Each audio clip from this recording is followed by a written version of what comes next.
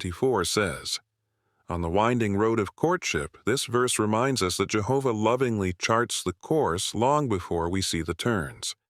When we remember that our future rests in His wise hands, anxiety yields to calm trust, and rash decisions lose their appeal.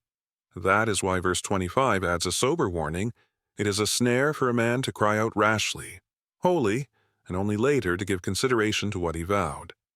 Before we ever whisper a promise at the altar, we pause and pray, letting Jehovah's view temper sudden emotion with mature reflection. In practical terms, we resist dating merely to relieve loneliness or social pressure. Instead, we seek a companion whose spiritual journey harmonizes with ours under God's guidance. Seek wise counsel and plan together. By consultation, plans will succeed, and by skillful direction, wage your war. Proverbs 20:18 says, "Courtship is not a private battle waged in isolation, but a campaign best guided by counsel from Jehovah's organization and mature friends." Before dating, discreet observation in congregation settings reveals a person's speech, friendships, and spiritual goals, providing priceless data for prayerful evaluation. When feelings develop, seeking advice from experienced elders and parents creates a safety net, much like skilled commanders mapping a strategy before the first trumpet sounds.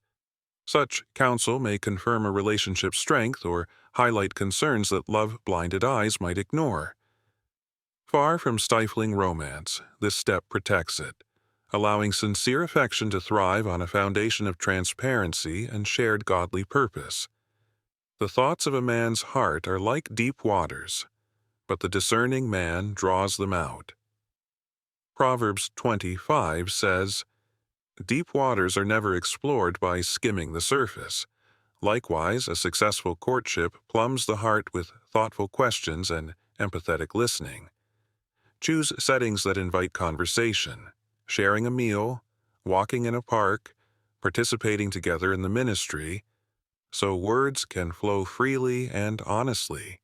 Open discussions about hopes, fears, finances, family, and spirituality help each partner view the other in varied light, revealing both strengths and growth areas.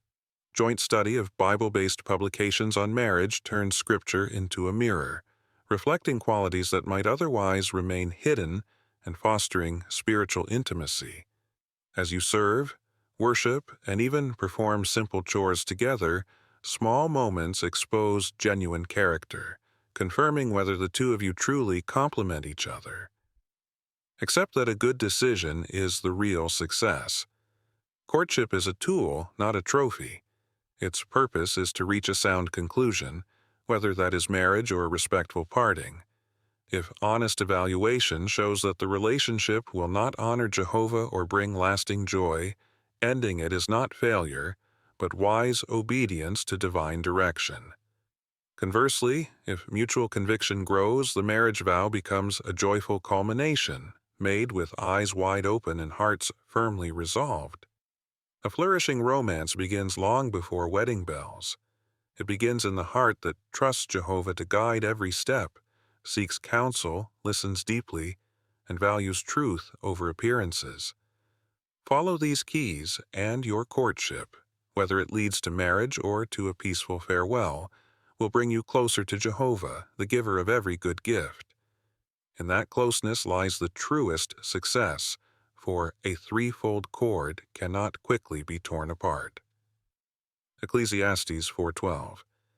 May every decision you make reflect faith in Jehovah's loving direction, ensuring that your future, whatever path it takes, remains bright in His sight.